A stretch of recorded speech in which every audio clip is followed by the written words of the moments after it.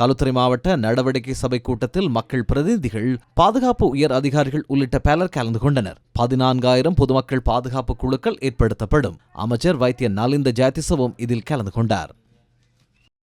නිවාස අමාත්‍යාංශය මගින් මේ දිනවල வீடமைப்பு அமைச்சினால் 10 லட்சம் ரூபாய் நிதி ஒதுக்கீட்டில் பயனாளிகளுக்கு வீடுகளை நிர்மாணித்துக் கொடுக்கும் வேலை திட்டத்தை முன்னெடுத்துள்ளது.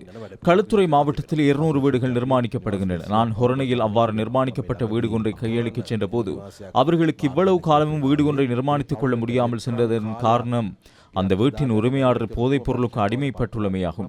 வீட்டை கையளிக்கச் சென்ற போது அந்நபரின் தாயார் தனது புதல்வரை இந்த போதைப் பொருள் பழக்கத்திலிருந்து விடுபடச் செய்யுமாறு கோரிக்கை விடுத்தார். இதனை ஒழித்து கட்டுவது நாம் அனைவரதும் சமூக பொறுப்பாகும். போலீசார் பாதுகாப்பு தரப்பினர் புலனாய்வுத் துறையினரை மாத்திரம் இதில் ஈடுபடுத்தாமல் சமூக குழுக்கள் உட்பட அனைத்து தரப்பினரதும் ஆதரவை பெற்று இதற்கான முன்னெடுப்புகளை மேற்கொள்ள வேண்டும்.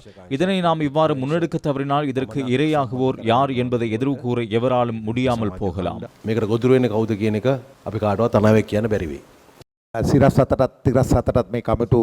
முழு சமூகத்தையும் ஒன்றிணைத்த ஒரு வேலை திட்டத்தை தான் நாம் முன்னெடுத்து வருகின்றோம். இந்த பிரச்சனை ஆழமாக சென்றுள்ளது. சமூகத்தில் ஓர் அனர்த்தம் ஏற்பட்டுள்ளது.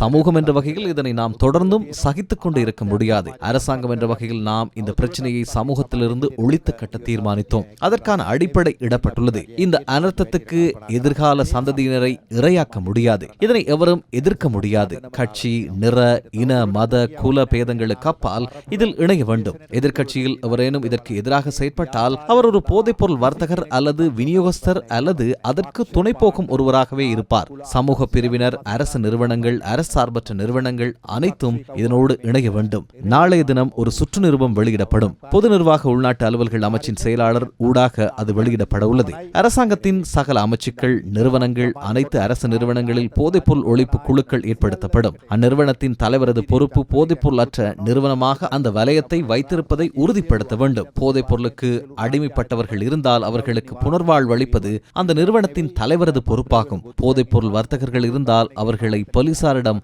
ஒப்படைப்பது நிறுவன தலைவரது பொறுப்பாகும். විනය පරීක්ෂණ අරගෙන පොලිසියට බාර දීම ආයතන ප්‍රධානියගේ වගකීම.